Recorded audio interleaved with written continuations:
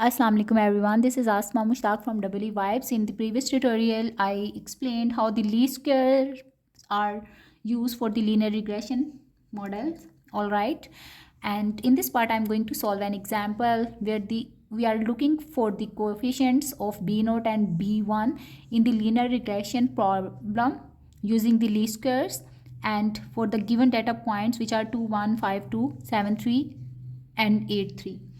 All right, according to the least square problems or the linear regression model, we have xb is equal to y, where what is x? X is actually 1, 1, 1, 1, since 4 data points are over here, and here we have to write the x1, x2, x3 and x4.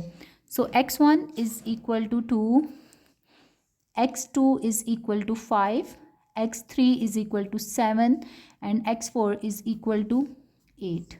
Okay, and beta is unknown to us, and beta will be equal to b0 and b1.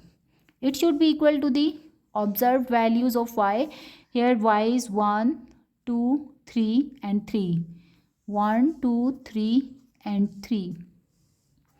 Okay, now I have to find this value of y. So b is equal to b0, b1, and I am interested in determining the value of this vector.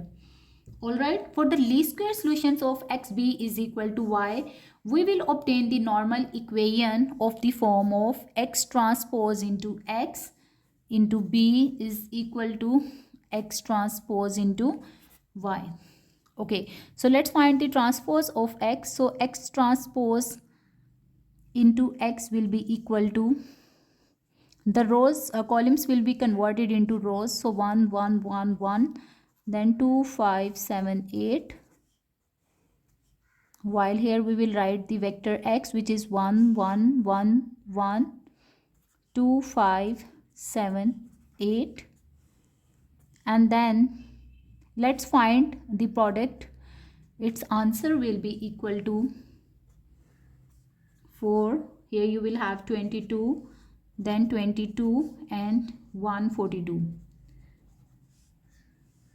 Okay, and the next step is to find the x transpose into y. So x transpose into y will be equal to 1, 1, 1, 1, 2, 5, 7, 8. And what is y? Y is equal to 1, 2, 3 and 3. Fine. When I will multiply these two matrices, I'll get a vector which is equal to 9 and 57. Let's just substitute back these two vectors in the original equation, and our model will be simplified to 4, 22, then 22 and 142.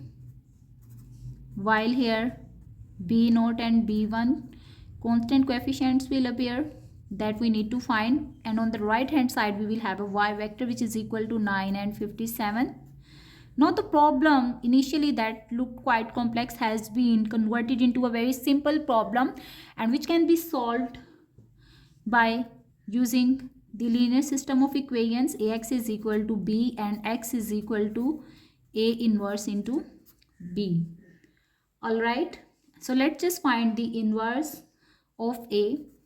A inverse is equal to adjoint of a divided by the determinant of a, or simply determinant of a. Okay, adjoint of a is equal to, we will just switch the positions of the diagonal entry, so it becomes 142. Here you will have 4, and we will negate the signs of the off diagonal entries. All right, and similarly determinant of a is equal to 84,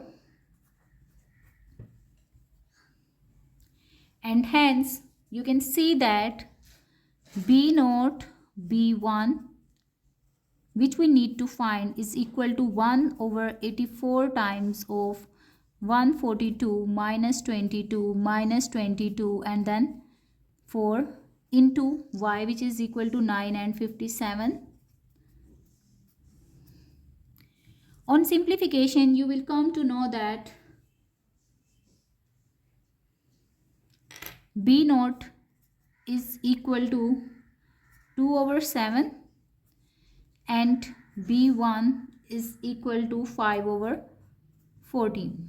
All right, and hence our linear model of the regression will become y is equal to b naught plus b1x. Let's just substitute the values. So b naught is equal to 2 over 7 plus 5 over 14 into x. Okay, so this is actually the predicted value of y corresponding to the given value of x. Fine. So let's just find the residual in this case.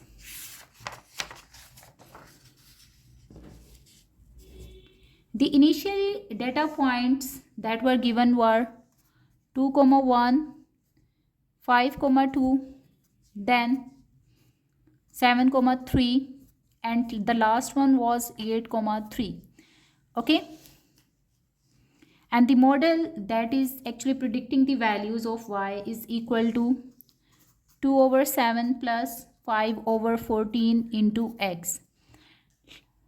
Okay, let's just predict the value of y according to this model.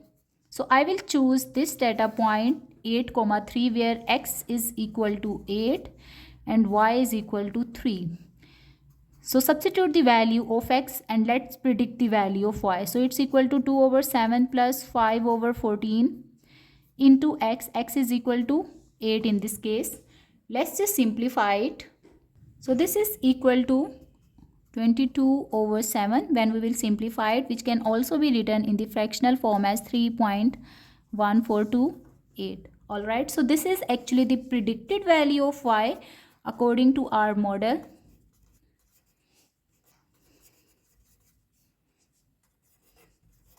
While this is the observed value of y. So observed value of y is equal to 3. And let's just find the residual. Residual is equal to the difference between the predicted value and the observed value. And we always represent it as the bar sign. Why? Because we take the magnitude. Okay. So predicted value is 3.148 while the observed value is 3, and hence you will see that the residual is equal to 0.148 for this data point. Okay, and similarly you can choose from any data point from the set of this set of data points any data point and can find the residue corresponding residuals, and ultimately you can find the least square error. All right, thank you for watching.